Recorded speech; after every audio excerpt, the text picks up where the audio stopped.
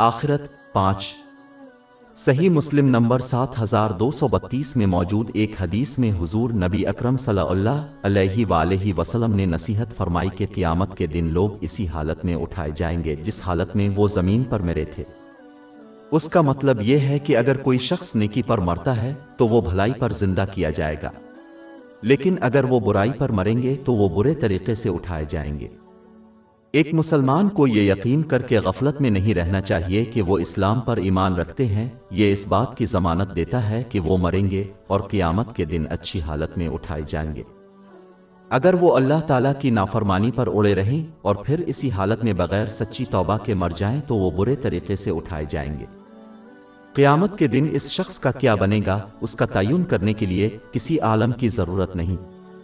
اس حدیث سے اندازہ لگایا جا سکتا ہے کہ جس حالت میں وہ مریں گے اسی حالت میں مریں گے،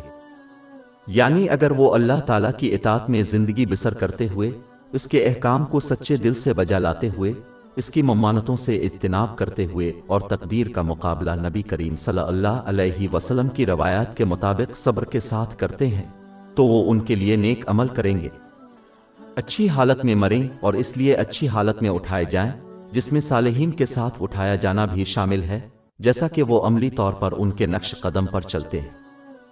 صحیح بخاری نمبر 3688 میں موجود حدیث میں اس کی طرف اشارہ کیا گیا ہے۔ اس لیے ایک مسلمان کو چاہیے کہ وہ اللہ تعالیٰ کی نافرمانی کرتے ہوئے جہنم کے راستے پر نہیں چلنا چاہیے، جس میں اس کی عطا کردہ نعمتوں کا غلط استعمال کرنا ہے، اور یہ یقین رکھنا چاہیے کہ وہ کسی نہ کسی طرح اچھی حالت میں زندہ ہو کر جنت میں متقیوں میں شامل ہو جائیں گے۔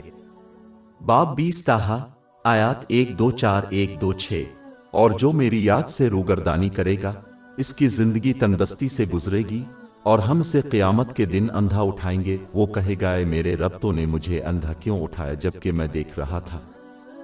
اللہ تعالیٰ فرمائے گا کہ اسی طرح ہماری نشانیاں تیرے پاس پہنچی اور تو نے ان کو بھلا دیا، اور اسی طرح آج کے دن تجھے بھلا دیا جائے گا۔